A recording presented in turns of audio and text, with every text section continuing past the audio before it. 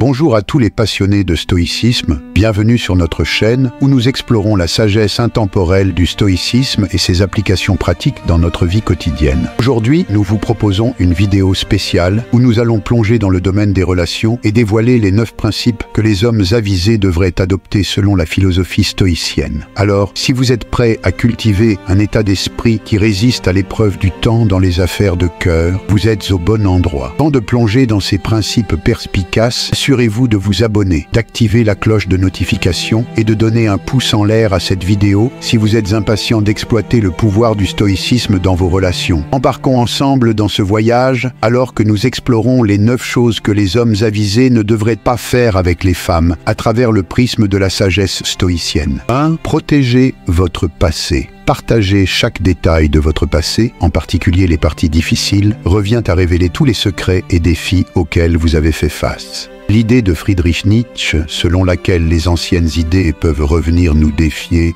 met en lumière les risques potentiels de trop en révéler. Gardez votre passé personnel et protégé. Partagez uniquement ce qui est nécessaire en protégeant les principales parties de votre histoire qui vous ont rendu résilient. Votre histoire de vie vous appartient, ne doit pas être exploitée ou jugée par les autres. 2. Affrontez la peur d'être seul. L'insight d'Aristote, selon lequel se connaître soi-même est le début de toute sagesse, souligne l'importance de faire face à la peur d'être seul. Les choix faits par peur, en particulier la peur de la solitude, peuvent vous égarer. Être seul ne signifie pas être solitaire. Prenez le temps d'apprécier votre propre compagnie. Lorsque vous choisissez d'être avec quelqu'un, faites-le parce qu'ils ajoutent de la valeur à votre vie, et non parce que vous craignez d'être sans eux. 3. Gérez votre temps judicieusement. L'observation de Sénèque selon laquelle ce n'est pas que nos vies sont courtes, mais que nous en gaspillons trop, est pertinente. Ne jetez pas votre temps dans un vide en vous concentrant trop sur quelqu'un d'autre. Reprenez votre temps, car il vous appartient, pas à eux.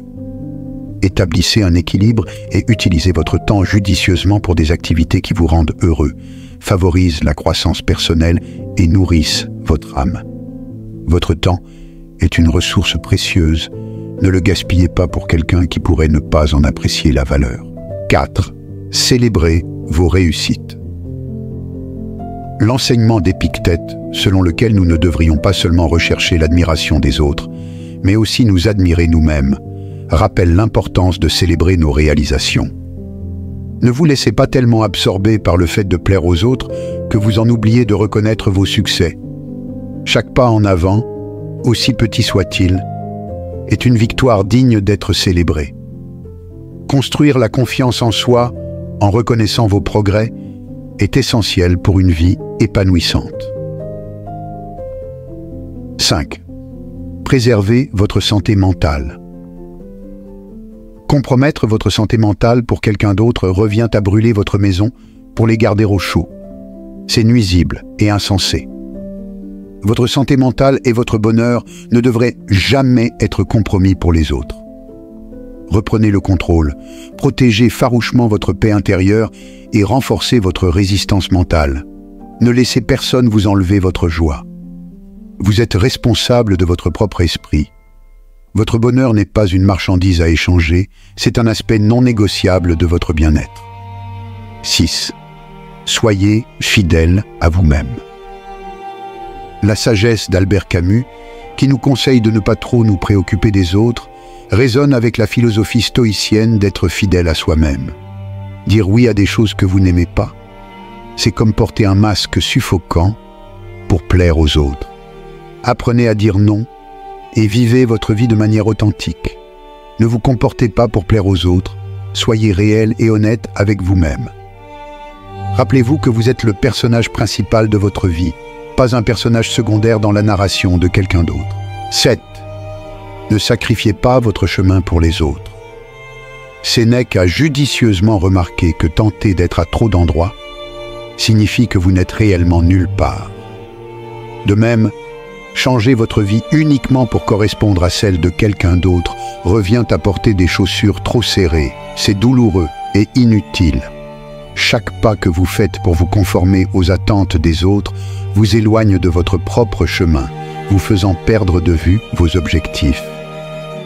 Embrassez votre singularité et soyez fiers de vos propres couleurs. Ne compromettez pas votre parcours pour celui de quelqu'un d'autre. Marchez sur votre chemin en toute confiance, car votre vie doit être un reflet authentique de vos aspirations. 8. Priorisez les relations avec vos amis et votre famille. L'analogie de Platon, selon laquelle les gens sont comme le sol, qui peut soit vous aider à grandir, soit entraver votre croissance, souligne l'importance de maintenir des connexions avec vos amis et votre famille. Les éloigner pour obtenir l'approbation de quelqu'un d'autre est un choix erroné. Reconnectez-vous avec ceux qui vous ont toujours soutenu, car vos amis et votre famille forment la base solide de votre système de soutien. Ne risquez pas de briser ce réseau de soutien. Valorisez ceux qui ont été instrumentaux dans votre croissance. 9. Évitez une dévotion obsessionnelle. Marc Aurèle a mis en garde contre le fait d'être excessivement obsédé par quelqu'un, car cela perturbe votre équilibre et vous aveugle sur votre propre valeur. Comme un satellite qui tourne sans fin, se fixer trop sur quelqu'un d'autre fait disparaître vos rêves et votre singularité. Reprenez le contrôle. Arrêtez d'être une ombre vivant selon leurs règles et commencez à briller comme votre propre soleil. Rappelez-vous que votre vie n'est pas un rôle secondaire dans l'histoire de quelqu'un d'autre. Vous êtes la star de votre propre récit. Ne laissez personne atténuer votre éclat. Merci de nous avoir accompagnés dans ce voyage dans le monde du stoïcisme, où la sagesse rencontre les relations.